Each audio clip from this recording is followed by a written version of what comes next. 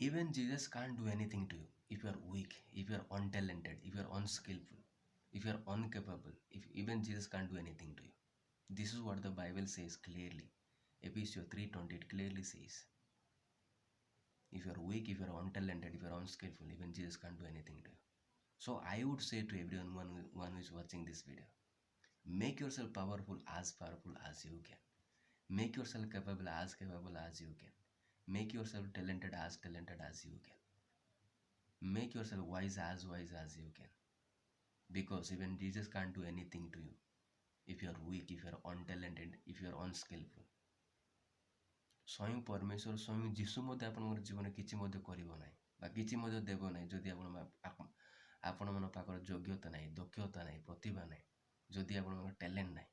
ସ୍ୱୟଂ ପରମେଶ୍ୱର ସ୍ୱୟଂ ଯୀଶୁ ମଧ୍ୟ ଆପଣମାନଙ୍କୁ କିଛି ମଧ୍ୟ କରିବ ନାହିଁ ବା କିଛି ମଧ୍ୟ ଦେବ ନାହିଁ।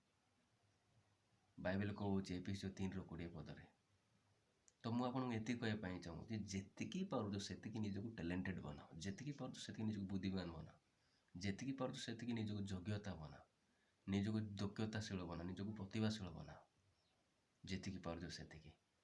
କାରଣ ସ୍ୱୟଂ ପରମେଶ୍ୱର ସ୍ୱୟଂ ଯୀଶୁ ମଧ୍ୟ ଆପଣମାନଙ୍କ ପାଖରେ ଆପଣଙ୍କୁ କିଛି ମଧ୍ୟ କରିବ ନାହିଁ ଯଦି ଆପଣଙ୍କର ଯୋଗ୍ୟତା ନାହିଁ, ପ୍ରତିଭା ନାହିଁ, ଟ୍ୟାଲେଣ୍ଟ ନାହିଁ।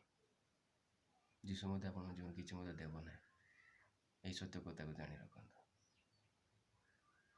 This is what I want to tell you and remind you. ଏହା ମୁଁ ଆପଣଙ୍କୁ ମନେ ପକାଇ ଦେବା ପାଇଁ ଚାହୁଁଛି। Make yourself talented, make yourself capable as you can. Make yourself powerful as you can. This is what I am telling you.